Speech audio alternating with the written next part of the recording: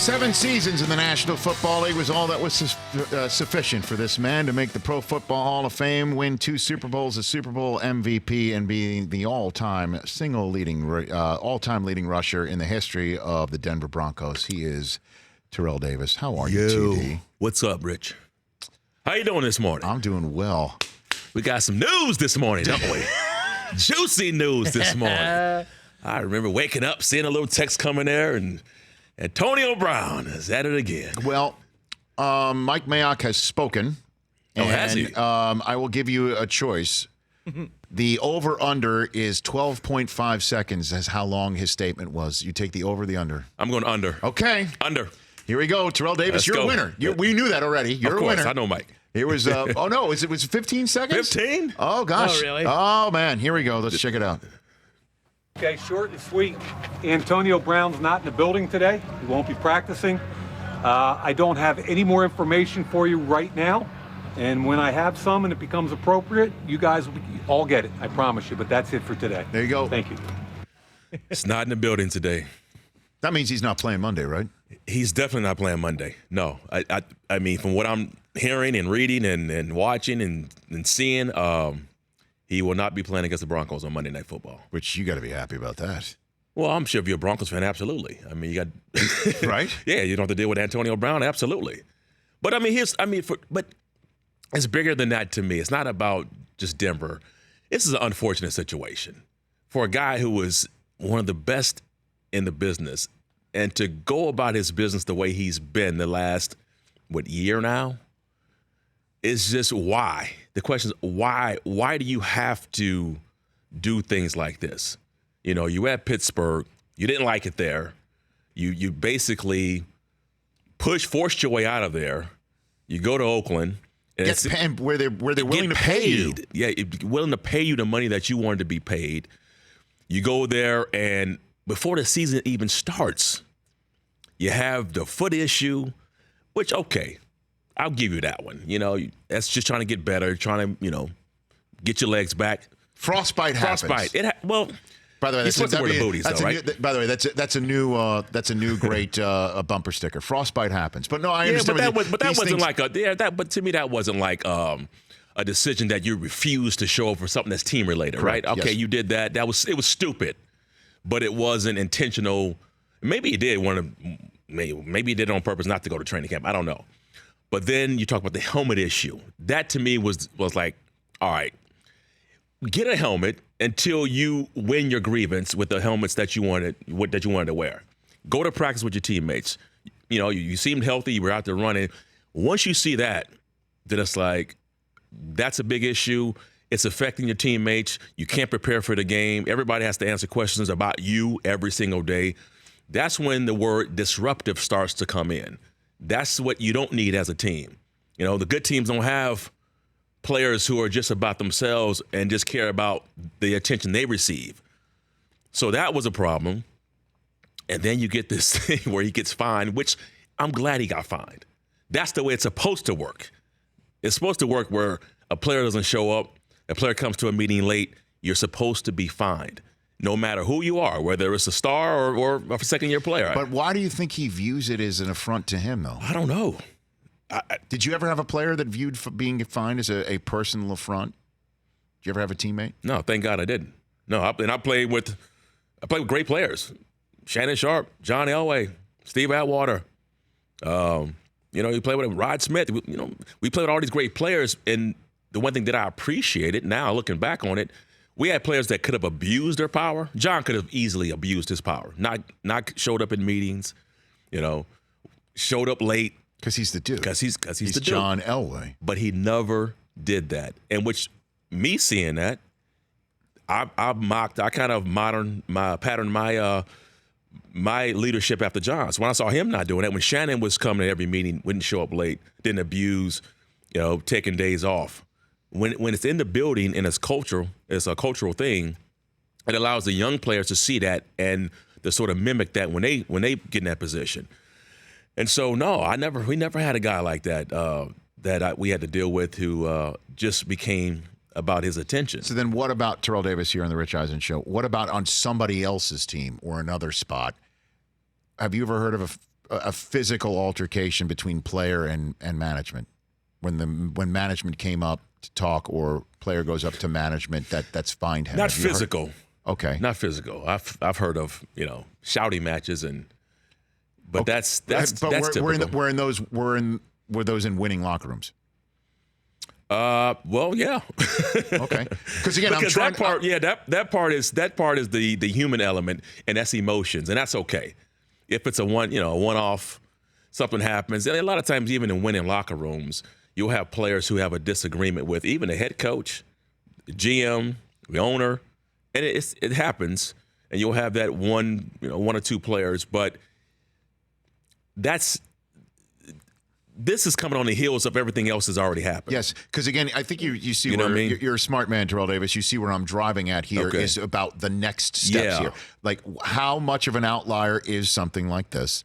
How can it be put back together? Do you think, based on, again, we're sitting here reading tweets, hearing about things from the outside, just knowing the inside as well as you do and have, how can something with everything that's gone down be put back together where Mayock feels that he's generally managing this team, Gruden is coaching it, they've set a standard, which Mayock talked about, which is why so many people were like scratching their heads, why would you go take somebody's problem, right? Unless everybody thought as soon as he gets paid, that's all he's acting out about, it's just payment. But clearly it's something else is at stake, whether it's the way you view him in terms of respect, or I don't know what it is. The question is, how can this be put back together in your estimation? I said this when they traded for Antonio Brown. I said that I've never seen a situation work out where a guy who acted like Antonio Brown forces his way out. All the things we heard about, missing the meetings, the Facebook Live in the locker room, all that stuff that was going there, changes that once they go to a new location, especially when you basically reward him. I mean, he's looking at it like, okay, I forced my way out of here, and I got what I wanted. Why would I change? You knew I was coming to meetings late in Pittsburgh. You knew I was missing meetings. You knew I was showing up when I wanted to show up. What would make him change that when you just paid him and then paid him that money, what he was looking for in Pittsburgh? Why would you think that would change? I have never seen it work out where that kind of behavior from a guy that's doing that then goes somewhere else, and all of a sudden it just, people say New England is kind of that place, and they said, well, if he went to New England, he'd change. And I was like, I don't know if I agree with that. Urlacher joked about that at the top of the hour too. Yeah, I don't know if I would agree with that, and I don't know if he would go there. Well, I don't know if Belichick would bring him there. That's exactly. So I've never seen it. And by the way, you're right, and the streak is continuing of it never working out. Yeah, because it seems to be a total disaster right now. He's not going to play Monday night. By the way, if he doesn't play because he's suspended, it would cost him $860,000. And the team can suspend him up to 4 games to conduct detrimental. He could have made a $2.4 million punt of the football and threat to physically hit. Yeah. And we don't know. I'm so terrible, man. I think it's $2.4 million. I think I'm right in that, right? Or 2.6. I'm so terrible at math. Yeah, what is that? 4 times? Yeah, it's crazy. It's crazy like talk right there. It's 3-something. Yeah, I know. 3 and change. But we don't know if that's going to happen, right? But they can't just sit him down Monday and pay him. They're not going to give him a paid absence. No, here. That's true. Go back to like T.O.'s situation when he was in Philly. They did something. What did they do with him? They $3.4 million. Yeah. Yeah. Well, what they did, the Keyshawn is what we're talking about. Like, remember the Bucs Gruden was the one who sent Keyshawn home for the rest of the year. I think for like 6 games, and then they came up in a collective bargaining agreement. You can't do that anymore. The max is 4 games. 4 games for conduct detrimental. And then T.O. got sent home by the Eagles to wrap up his career, and where he did. And Drew Rosenhaus he's been there and done that. He was his agent there too. You asked the question about like what could be done. Like yes, how could this be? Yes. I guess resolved. That would take some serious looking inside and saying some pride. It would have to be swallowed. A lot of it, and I don't know if that's. Well, you heard me saying that before you came on, that, someone has to sit him down. Again, we're not fully well-versed on everything. It just sounds, again, based on what he posted on Instagram yesterday, how that led to a confrontation with his general manager, who he threatened verbally, and punting a football saying, "Find me for this." Yeah. And now he's not at the facility today. Schefter's reporting they're planning on suspending him. Putting that all together, it is simple to basically say, someone has to sit him down and say, this behavior that got you out of Pittsburgh and got you paid is now viewed league-wide as self-destructive. Whether you feel you're being self-destructive or not, it is self-destructive. It's now going to cost you $860,000. I don't think we can get that back because you threatened your GM. I think what we can do is make a case that they can't void all your guarantees because of it, that you missed one practice, one walkthrough, and threatened your GM. All that together, I don't know if that's gonna wash to wipe away $30 million in guarantees, but you're helping him state a case here, Antonio. And if you want to get paid, you better go back. You better apologize to Mike Mayock, and you just go ball out. No, I mean, you have to, because otherwise, if they cut him or it doesn't work here, who's going to pay him this money again? So people will give him a shot, but not for this, not on the hook for that amount of money, right? And I'm surprised because now you're talking, language that I think everybody understands, dollars. And for a guy that it seems like everything he does, there's a calculated move or positioning to make money, whether it's Facebook Live, whether it's this helmet deal, where he's got the new deal now. And to sit there and think that you're going to now jeopardize, game checks, that doesn't make sense to me. No, like that. If money is talking, it's actually screaming at the top of its lungs right now. Yes, but who's that person though? It's got to be Drew Rosenhaus. Yeah. Who else could it be?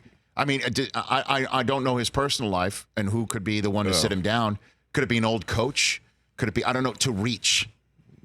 Because it seems like something needs to be reached. But don't you think if that person was in his life, that person would have talked to him already a year or two ago? I don't know. I'm just throwing it out there. Like, to me, that I don't know. And maybe there was a guy or a woman in his life who did do that, and I've seen it happen where, as some people ascend to a certain level, it happens where they become, where they're not listening anymore. Yes. They just there's just this big kind of monster in its own kind of conglomerate, and he's not. I don't know if anybody can catch his ear at this point. Drew Rosenhaus might be the only person, but don't you think he would have had that conversation with him? No, I don't know about that. I mean, because we saw how he was backing him on the helmet thing. Yeah. As opposed to saying, "Come on, Antonio, like let's figure this out. I'll get you a deal for a new helmet, but let's just go." Yeah. I don't know. It sounds like there's been a lot of enabling going on, but again, this is a lot of outside looking in dime store psychoanalysis that. That's I don't know how accurate it may be. Right. But, I mean, I think I think most people are having that reaction right now. And again, like you said, we don't. And I'm not trying to pile on. I'm not trying to just come down on them for this. But it's just the thing that it continues to happen. Right. You can't blame this on Big Ben. No. I'm curious to get his thoughts. Let's get Big Ben on right now. Yeah. Big Ben. Ben from Pittsburgh. You're on the Rich Eisen show. That's an odd phone call. Do I have this man to the rest of the hour? Because I know you got to go across the way. I think so. Okay, very good. Sure. Let's take a break, then come back and talk about the rest of the league, and then and hit a little bit more on the NFL Sunday Ticket that you're here to talk about.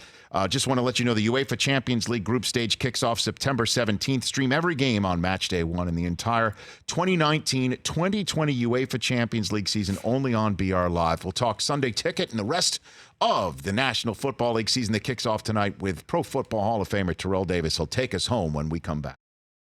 Welcome back to the Rich Eisen Show. We haven't talked much baseball because obviously football starts tonight, and Antonio Brown's gotten, it appears to be suspended. We'll see what happens there. Terrell Davis in studio right here. I do want to mention how Capital One Best Life Player of the Week is the New York Mets' Pete Alonso, who had his 45th home run of the season in beating the Nats last night. No Mets player has ever led Major League Baseball in home runs in a single season as he does right now. No rookie has ever held a Major League Baseball lead in home runs runs outright in a single season. He is your Best Life Player of the Week, and it's brought to you by Capital One, where you can open a checking or savings account of no fees, no minimums, and there's Capital One cafes when you want to see somebody in person. The Capital One Best Life Player of the Week, Kiko Alonso. Pete Alonso, what's in your wallet? Kiko Alonso is also, because he got out of Miami, Kiko, and he's now get traded he's now at the Saints. Yeah. So basically, he made it out. Maria Conchita Alonso is having a great week wherever she might be. That's all the Alonso I've got. That's all my Alonsos I've got. Let's go to. Do you want to take a phone call? Let's go. Who's on? Craig in South Carolina. Let's take his Craig? phone call. What's up, Craig? How you doing today, Rich? You're on with Terrell Davis, sir. How you doing, Terrell Davis? I'm doing great. How you doing? I'm great. Well, I'm not able to, see you in person, but I just want to say you had a historic career, and I'm very happy to know you made it to the Hall of Fame. Well, thank you. I appreciate that. You got a question for him? Yeah, I'm just going to jump right into it. A few things. One of the biggest things I wanted to ask Rich, and maybe you too, Terrell. I'm a Giants fan, and every year, every team says, "Oh, maybe us this year." Give me a team nobody's looking at that can come out of nowhere and surprise them. Oh, that's a good question, TD. That is a good question. Thank you for the call, Craig. Yeah, that's a good question. And I've been saying this team all offseason, and to me, it's the Buccaneers, man. Woo. Yeah. Arians and Jameis, you like that mix, huh? I do. I just think last year, not only that, you have Todd Bowles, who is heading up that defense. And remember last year, defensively, they were horrible. And if you can get that defense and, to just finish somewhere middle of the pack. They're in a division. Yeah, the Saints are there. You think Carolina's going to be better. Atlanta's probably going to be better. But Tampa's just seemed like a team that they had the makings of a really good offense last year. And last time I checked, if you have a good offense, you got a chance in this league. And Jameis has got a big arm, and Arians is the guy to. And everywhere he's gone, Bruce Arians always been able to get a quarterback to perform and play well. And Ben, Carson, Andrew Luck. Yeah. Yeah, just to name three. So that's why I say that's the team for me would be Tampa. And so that's my kind of under the radar squad is the Tampa Bay Buccaneers. How you feel about that one? I can't disagree with that. By the way, that's the most mealy mouth way to agree with somebody. I can't disagree with that. It was funny, and let me tell you the other reason too, Rich, is every year there's a team that goes from worst to first. That's true. Well, to first now? You're going to choose that one as a worst to first? Well, give me another one in a division. Give me another one. Look at all the teams in the division last year. That was the. Well, I'm not going to. Jacksonville's the one. Jacksonville. We were talking about it in the commercial break as you were taking a look at it because of the NFL Sunday Ticket Sunday Max Freeview this weekend. Basically, week one is on the house for DirecTV customers this Sunday. Enjoy access to every live out-of-market game, the 4 and 8 game mixed channels and channels 701, 702, the Red Zone channel, DirecTV Fantasy Zone channel. It's the 100th season, as we all know, in the National Football League. To order Sunday Ticket and continue to get access to every live out-of-market Sunday game this season after this Sunday, go to directv.com/NFL or call 1-800-GET-SPORTS to order today. You took a look at the list right there. Yes. And we're like, Chiefs at Jaguars. Now, that's a sneaky week one game there, isn't it? That is really That's sneaky. why I'm saying the Jaguars with Nick Foles, they're healthy. Again, they got John DeFilippo as their OC. He was the QB coach when Foles went on that magical run in Philadelphia. They're up front, hopefully more healthy. Fournette appears to be 20 pounds recommitted, lighter. Right? He seems to be recommitted. Looks good, yep. And Jalen Ramsey on the back end of a defense that's got what they got up front. And they got Josh Allen. Yeah, Josh Allen. Calais Campbell. That's my candidate from worst to first, potentially. Yeah. Although I think the Colts are going to be just fine. What do you think? Yeah, that's a tough one. I know Jacoby Brissett was there and really got all the first team reps. Has been there, all last year, and that's a tough one to swallow. I mean, like to have your starting quarterback just retire right before the season, and it's not that I don't blame him because I understand going through that mentally for 3 years of trying to rehab, but just the shock that it can have to your squad. Expecting him to come back and then he doesn't come back. So. Are the Colts? I mean, I don't know if they're going to be the same team. So I can't say that I feel strongly about the Colts now as I did before. So in the couple minutes we have left here, the Broncos, what are they going to look like this year? What do you think? Give me something. Better than last year. Okay. Yeah. This is where they're improved. They've improved on their offensive line. They brought in Mike Munchak, who's a really good offensive line coach. That's right. So I think they're good. They got Juwan James. They brought in from the Dolphins for their right tackle. And this defense in Fangio's hand is going to be nuts. Absolutely. So the defense is going to be a top 5 defense. That's you can count on that. The run game is going to be really, really good with Lindsey and Royce Freeman. I think Flacco surrounded by all this. Noah Fant is a tight end they drafted in the first round. Hireman, Bud, but if they can get, Bud, I know he's got his issues, but right. They have tight ends that I believe that's going to suit Joe Flacco in that offense. A lot of boots, mixed directions, putting him on the roll and run. And Flacco, I believe, is going to be it's going to be solid. He's going to be solid. Oh, that is by the way, if that is the most backhanded compliment adjective in the history of adjectives, is solid. That is it. You can win with solid. You can win with solid. By the way, you can win with solid. That is, it's odd. Not oddly 2019, enough, man. Oddly you enough, can win with solid. What's wrong with solid? Hold on a second. Oddly enough, this is just a Rich Eisen show exclusive. We just saw it's breaking news. The 2019 Denver Broncos motto is "Win with solid." That's what Fangio's going to go out there. You guys, it's my first game as head coach. I know Antonio Brown's not out there. But you know who we are? We are solid. That's right. Now solid go as a rock. Win with solid. Exactly. How does that sound? That sounds great to me. Let's go win. Let's go. It's better than win with liquid. You know what we are? Let's go. We're opaque. We'll be good. Solid. You put Elway on sodium pentothal. He thinks. What does he say about Flacco? Put him on sodium pentothal. Listen. No, hold up. He loves Flacco. Why wouldn't he? Because he's solid. Well, he's No, why wouldn't he? 6'9". That's why. That's a solid man. Come on, you guys are tripping. That's a solid man. All right, I got 40 seconds left. Your Super Bowl 54 prediction is, Terrell Davis? My prediction, I've been saying this. I'm going with the. Oh man, I don't want to say this team, but I think the Chiefs might make it this year. Okay, and I'm out of the NFC. Drum roll, please. Okay. I'm going against the grain a little bit here. I'm going with the Vikings. Ooh. Chiefs and Vikings throw down. Okay. In this one. You like that? You know what I think that pick is? Interesting. Solid. You like that? That's a solid pick. I think Cousins in the Super Bowl, that is solid. That is good. It's great. For more of The Rich Eisen Show, tune to Audience Channel 239 on DirecTV for free on BR Live or download the Rich Eisen Show app.